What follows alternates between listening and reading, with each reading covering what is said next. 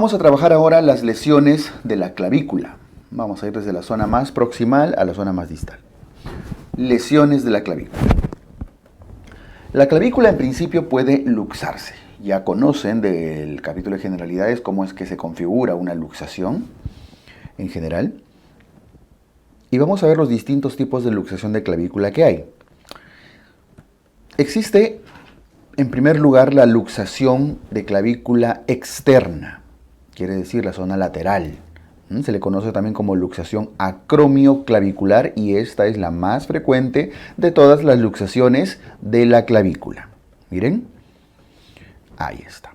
Si tenemos acá la escápula, ¿no?, con el acromion, aquí está el acromion, esta es la apófisis coracoides, esta es la clavícula y este es el esternón. Este punto de acá, donde estoy mostrando el puntero, viene a ser la parte interna, la articulación interna, por lo tanto aquí serían las luxaciones internas o mediales. Y este de acá, en su articulación con el acromion, viene a ser, aquí se originan las luxaciones externas, laterales o acromioclaviculares, que recibe su nombre de la articulación, ¿no? De hecho, el nombre más común es luxación acromioclavicular, porque es la articulación que trabaja acá. La otra luxación viene a ser la luxación interna o esternoclavicular, que es mucho menos frecuente. Prácticamente la mayoría son acromioclaviculares.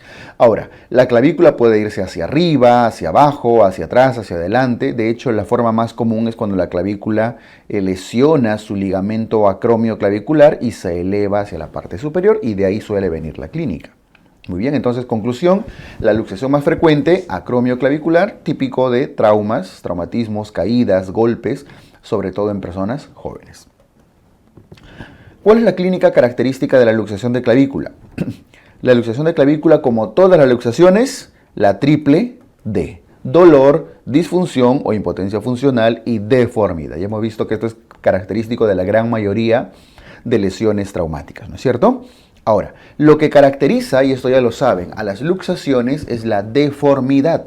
Y la deformidad, la deformación que genera una luxación de clavícula es lo característico y lo que deben saber. De hecho, la deformación característica se manifiesta como el signo de la pseudocharretera, que viene a ser esta deformación que se da con la elevación de la clavícula. Miren, debería ser redondito acá, ¿no? Pero hay una elevación que se ve en la parte superior. No se ve en la zona lateral del hombro, sino en la parte superior. A eso se le llama pseudocharretera, a esa deformación. Ahora, también se describe el signo de la tecla de piano.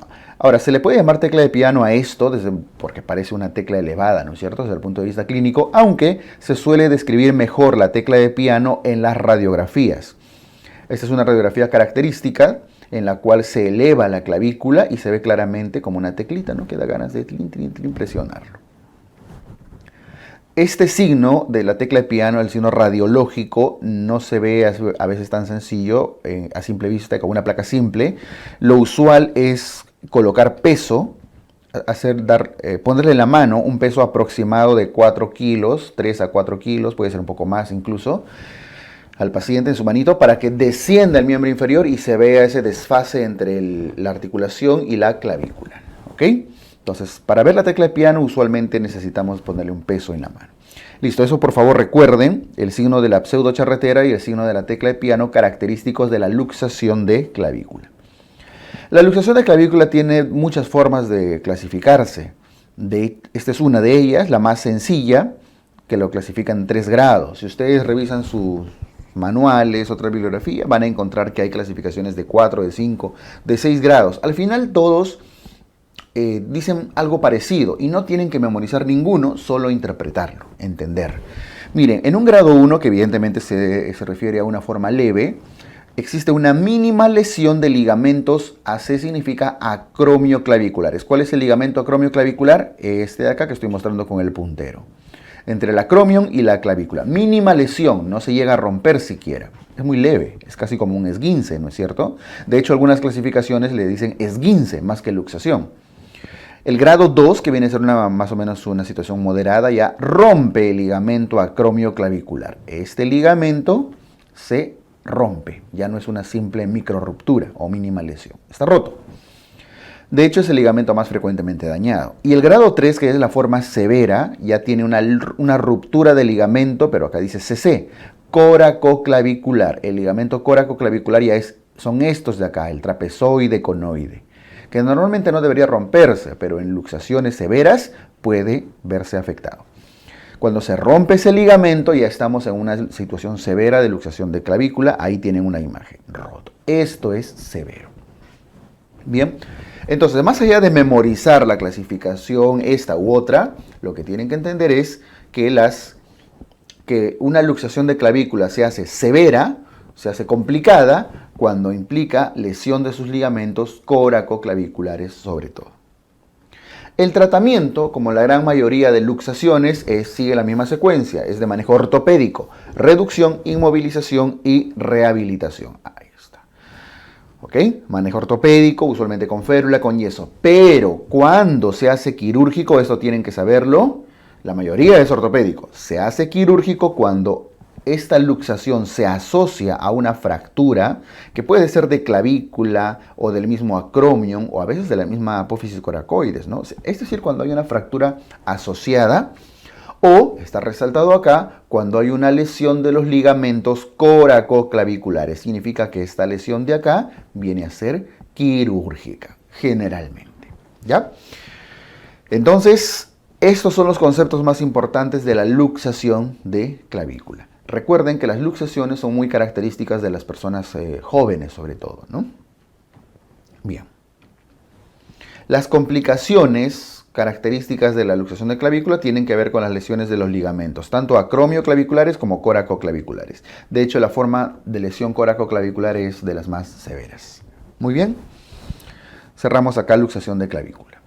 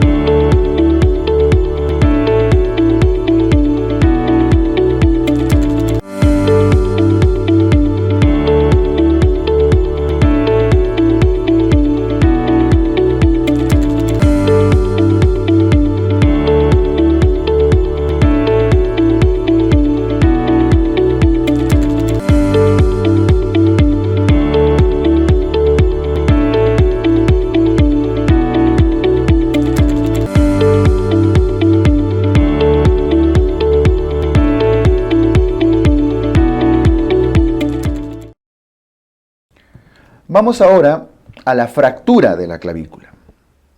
Ya se luxó, ahora la vamos a fracturar, la vamos a romper. Es la otra lesión de la clavícula. Es muy frecuente en recién nacidos, pero no exclusivo, ¿ah?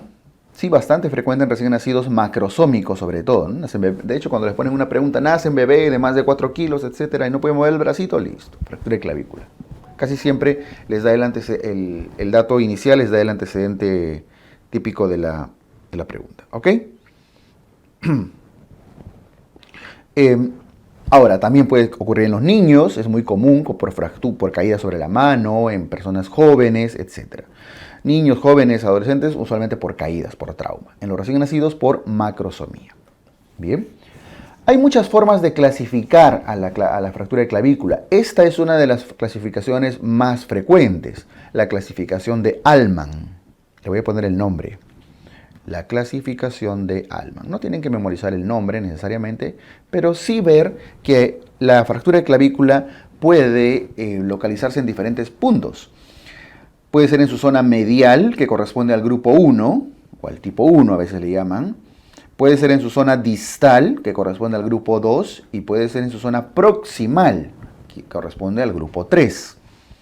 Afortunadamente, este orden de número de grupos prácticamente sigue también la secuencia de prevalencia. Es más común a nivel del tercio medio, el segundo en frecuencia es el grupo 2. Bien, entonces, las del tercio medio, que son los del grupo 1, son los más frecuentes. Prácticamente el 75%, la gran mayoría. Y estas lesiones del tercio medio se caracterizan por daño del plexo braquial.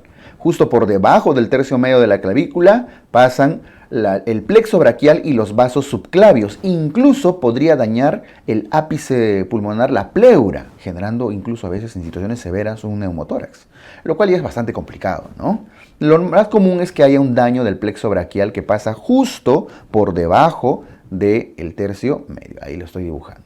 Y si comprime o daña el plexo braquial y genera una neuroapraxia, va a haber daño de diferentes partes del miembro superior, ¿no es cierto? El tercio distal, que correspondería en respecto de la clasificación de Allman al grupo 2, arriba era el grupo 1, ¿no? El tercio distal o el de la zona externa es menos frecuente, la segunda en frecuencia, y está asociado no tanto a lesiones neurovasculares, sino a lesión de los ligamentos coracoclaviculares. De hecho, las fracturas de clavícula distales casi siempre van asociados a lesiones de esos ligamentos, y eso le da la severidad, le da gravedad. Creo que por ahí ya van viendo, es una lesión complicada, la mayoría suelen ser quirúrgicas, ¿no es cierto? Ahí está. Estas fracturas del tercio distal se suelen asociar a lesión de ligamentos coracoclaviculares, y eso le da severidad. Pero bueno, la mayoría son del tercio medio y es la clínica característica que vamos a revisar.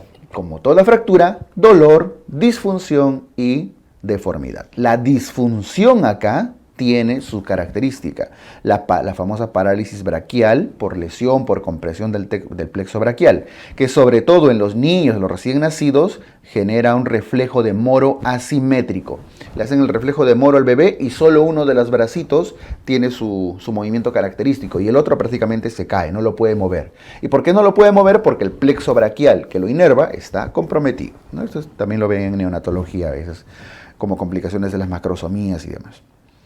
Entonces, pregunta típica de examen, bebé grandecito, que no puede mover el bracito o tiene un reflejo de Moro asimétrico, listo, fractura de clavícula. La deformidad usualmente se manifiesta como una masa, ¿no?, palpable muchas veces, y que incluso después de haber consolidado, queda por mucho tiempo un callo, así como ven, bastante prominente. Entonces, nuevamente, la triple D, que es característico de la mayoría de lesiones.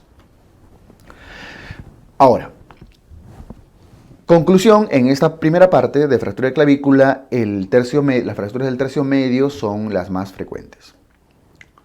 El tratamiento de la fractura de clavícula es principalmente conservador. La mayoría de veces se evitan las cirugías. Ese es un concepto que tienen que tener.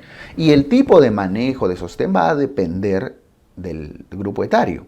Si es en los recién nacidos, su fractura, no se les suele poner inmovilización. Algunos optan por algún tipo de inmovilización como parches, como cintas, muy simples, pero lo cierto es que al recién nacido no se les suele inmovilizar. Manejo del dolor, si es que hubiera irritabilidad, pero por lo demás es una fractura que los niños va a consolidar muy rápido, por la edad básicamente. En los niños sí hay que generar una inmovilización importante porque los niños están pues moviéndose bastante y a su huesito está un poco más osificado que un recién nacido. Y necesitamos una inmovilización importante. Entonces en los niños se prefiere un vendaje en 8. En los adultos va a depender de la situación. Nuevamente se prefiere manejo conservador. Lo ideal es un cabestrillo simple. ¿Mm? Ese es un vendaje en 8 y ese es un cabestrillo. Lo ideal es esto, pero a veces tenemos que ponernos en la situación del vendaje en 8.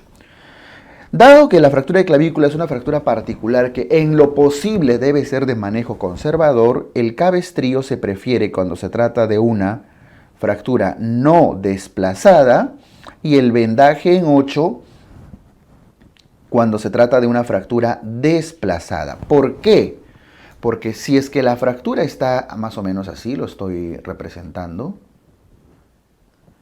nosotros necesitamos traccionar la clavícula, ambos extremos, para que al traccionar se alinee.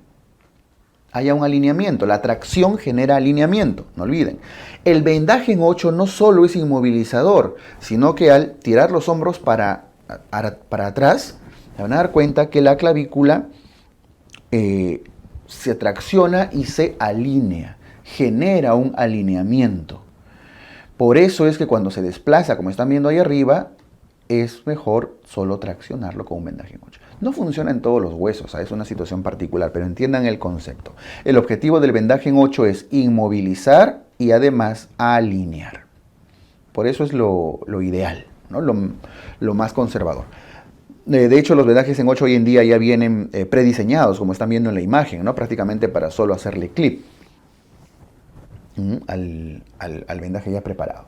Ese es el tratamiento de las fracturas de clavícula.